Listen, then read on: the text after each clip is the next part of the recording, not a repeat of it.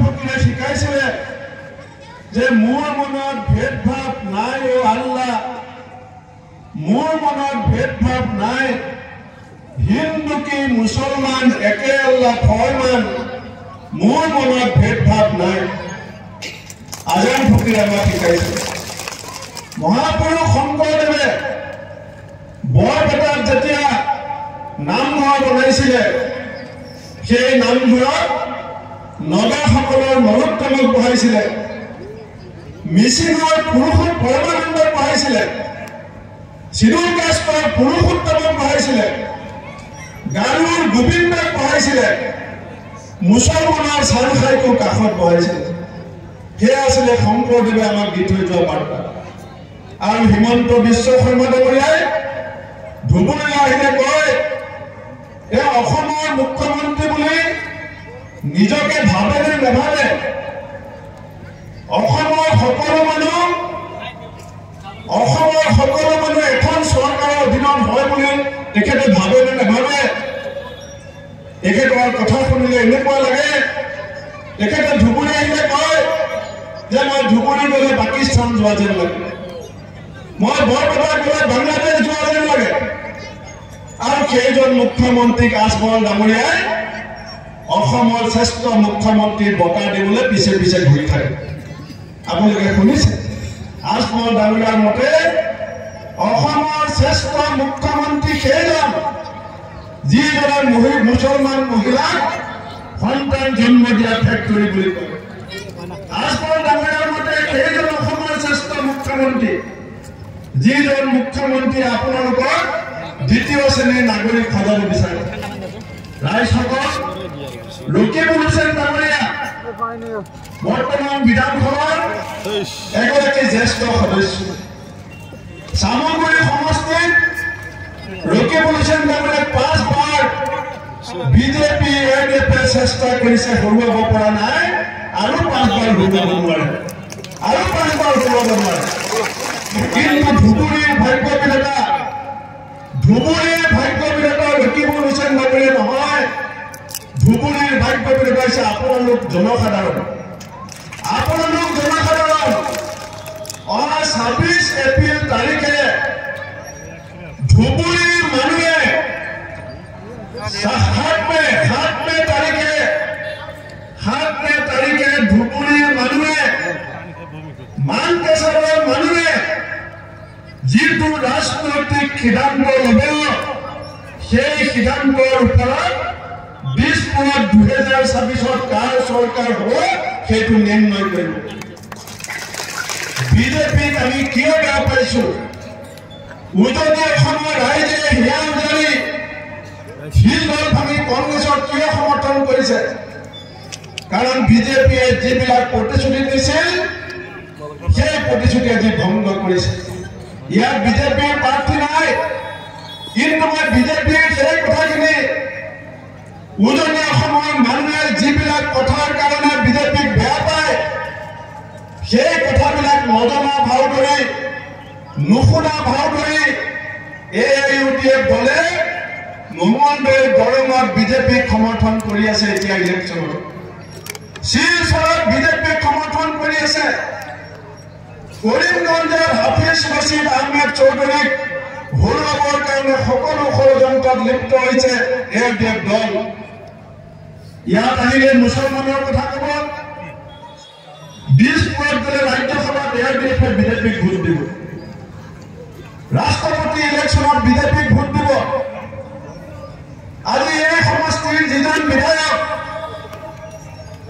মই তেখেতক আহ্বান জনাইছো, তেখেতে ৰাইজৰ সন্মুখত আহি বুকুত হাত দি কওকচোন AIUDF দলে ৰাজ্যসভাত বিজেপিক ভোট দিয়া নাই বুলি, AIUDF দলে ৰাষ্ট্ৰপতি ইলেকশ্যনত বিজেপিক ভোট দিয়া নাই বুলি। সেইকাৰণে মই আজি কৈ থৈ যাম যে হিমন্ত বিশ্ব শৰ্মা ডাঙৰীয়াই ঠিক কথা কৈছে, ঠিক কথা কৈছে। মোৰ বিৰুদ্ধে যেতিয়া এটা কেছ হৈছিলে, মই যোৰহাট থানাত ঘণ্টাৰ পাছত ঘণ্টা, দিনৰ পিছত দিন ধৰি থাকিবলগীয়া হৈছিলে। আজমল ডাঙৰীয়াৰ বিৰুদ্ধে যেতিয়া 34টা কেছ হ'ল,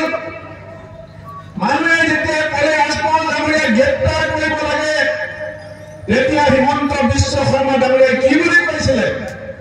ঠিক কথা কৈছিলে, বোলে যে আজমল মোৰ আঁঠুৱা তলৰ মহ মই কিয় ধৰিব লাগে? ভূপেন বৰাকে ধৰিব লাগে? আপুনি ৰাইজ কথাটো চিন্তা কৰিব। মোৰ বিৰুদ্ধে যদি এখন কেছ হয়, মই যোৰহাটৰ থানাত বাৰে বাৰে যাব লাগে। CIDয়ে মোক বাৰে বাৰে মাতে। আৰু আজমল ডাঙৰীয়াৰ বিৰুদ্ধে ৩৬খন কেছ হয়। অসমৰ ৰাইজক সাথী কৰি মুখ্যমন্ত্ৰীয়ে কয় যে এইজন মোৰ আঁঠুৱা তলৰ মহ, মোৰ আঁঠুৱাৰ ভিতৰত থাকে, মই তেওঁক কিয় হাৰেছ কৰিব লাগে? কিমান ভাল সম্পৰ্ক হলে, কিমান ভাল সম্পৰ্ক থাকিলে এজন মানুহে এটা জাতিক অপমান কৰাৰ পাছত, এজন মানুহে এটা প্ৰজন্মক অপমান কৰাৰ পাছত এখন ৰাজ্যৰ মুখ্যমন্ত্ৰীয়ে কয় যে তেওঁক মই গ্ৰেপ্তাৰ নকৰো, তেওঁ মোৰ নিজৰ মানুহ, তেওঁ মোৰ নিজৰ মানুহ। আজি ৰকিবুল হুছেইন ডাঙৰীয়াই এটা অডিঅ' কিয় শুনোৱা নাই মই নাজানো। সেই অডিঅ'টো আপোনালোকে শুনিব কোনোবা সময়ত। হিমন্ত বিশ্ব শৰ্মা ডাঙৰীয়াই বুকু পিন্ধাই গৌৰৱ কৰি কয় যে আজমল হুজুৰ মোৰ মানুহ, মই জিকাও, মই ৰাজ্যসভাত ভোট বিচাৰিলে পাওঁ, মই ৰাষ্ট্ৰপতিত ভোট বিচাৰিলে পাওঁ। আজমল চাহাবৰ বহুত পুৰণা সপোন হিমন্ত বিশ্ব শৰ্মা অসমৰ মুখ্যমন্ত্ৰী হৈ থাকিব লাগে।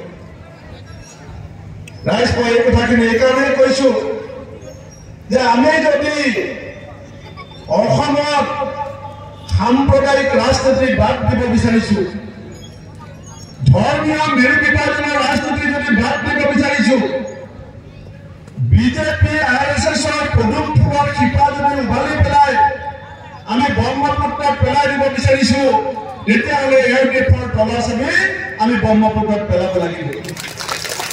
এই যি তলা চাবি, এই তলাত আজিকালি 3টা চাবি থাকে, 3টা চাবি থাকে। আজমল ডাঙৰীয়াৰ তলাত এটা চাবি কেন্দ্ৰীয় গৃহমন্ত্ৰী অমিত শ্বাহ ডাঙৰীয়াৰ পকেটত থাকে। কাৰণ তেখেতৰ বহুত সম্পত্তি, বহুত টকা পইচা, ED CBI চবৰে চকু আছে। সেইকাৰণে আজমল ডাঙৰীয়াৰ ফটো আছে, চাব আপুনি অমিত শ্বাহ ডাঙৰীয়াৰ লগত। এটা চাবি দি থৈ আহিছে যে হুজুৰ যেতিয়া লাগে চাবি আপুনি খুলিব পাৰিব। এটা চাবি হিমন্ত বিশ্ব শৰ্মা ডাঙৰীয়াৰ লগত থাকে।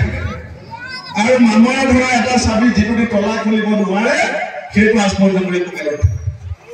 সেইকাৰণে আপোনালোকে কথাবিলাক চিন্তা কৰিব। আজি মোক মুখ্যমন্ত্ৰীয়ে কৈ আছে ভূপেন বৰা বিজেপিলৈ আহিব, কৈছে নে নাই? ভূপেন বৰা মুখ্যমন্ত্ৰী হ'ব, 2টা চিট দিম। কেলে কৈ আছে? কেলে কৈ আছে?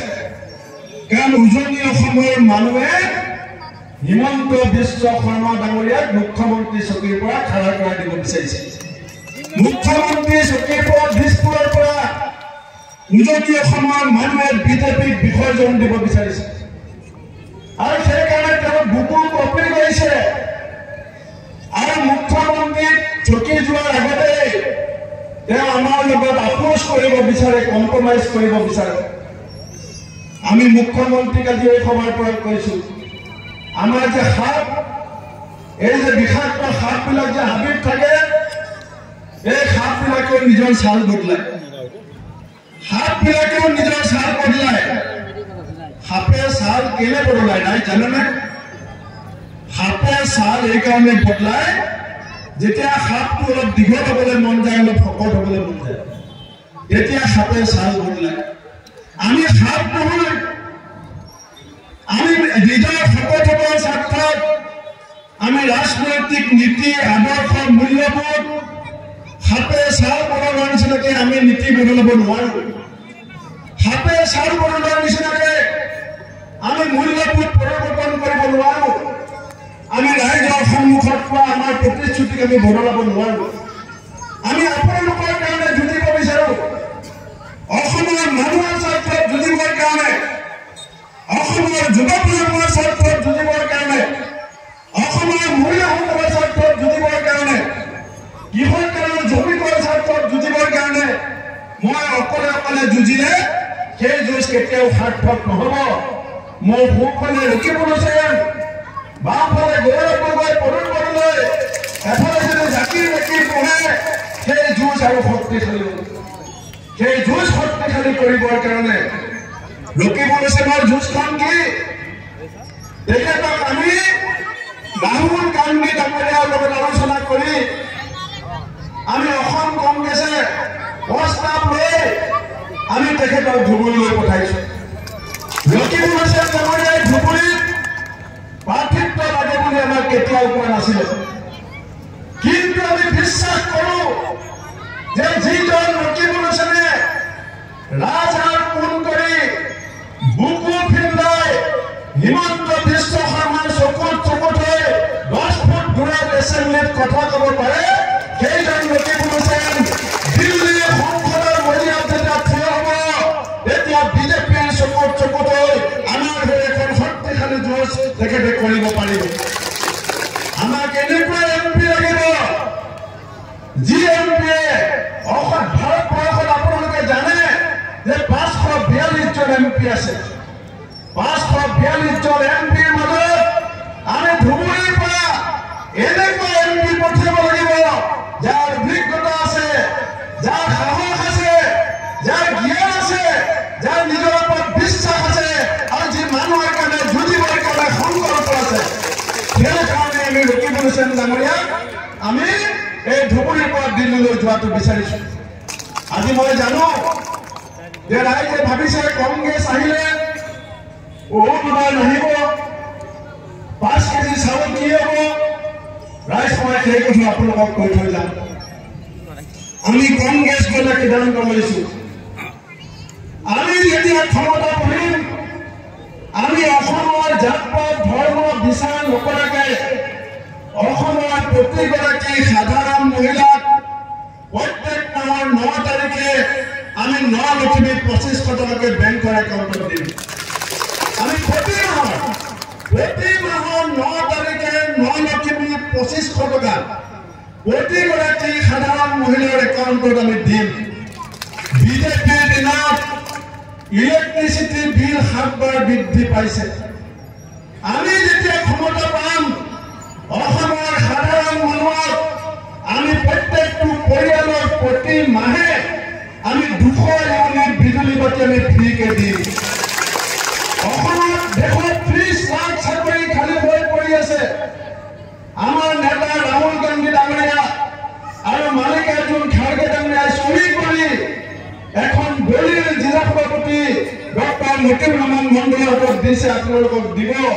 আমি শাসনৰ উপহাৰ 30 দিনৰ ভিতৰত আমি 30 লাখ যুৱক যুৱতীক ধৰ্ম বৰ্ণ নিৰ্বিশেষে চৰকাৰী চাকৰিত মুকৰল কৰিম। গেছ চিলিণ্ডাৰ আপোনালোকে খবৰ ল'ব, কৰ্ণাটকৰ কংগ্ৰেছ চৰকাৰ চিলিণ্ডাৰৰ দাম 500 টকা, তেলেংগানাত কংগ্ৰেছ চৰকাৰ চিলিণ্ডাৰৰ দাম 500 টকা, হিমাচলত কংগ্ৰেছ চৰকাৰ চিলিণ্ডাৰৰ দাম 500 টকা।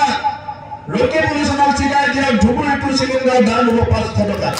এই কথা আপোনালোকে যিমান চৰকাৰী চাকৰিয়াল আছে, সকলো চৰকাৰী চাকৰিয়ালে অল পেঞ্চন পলিচি বিচাৰে।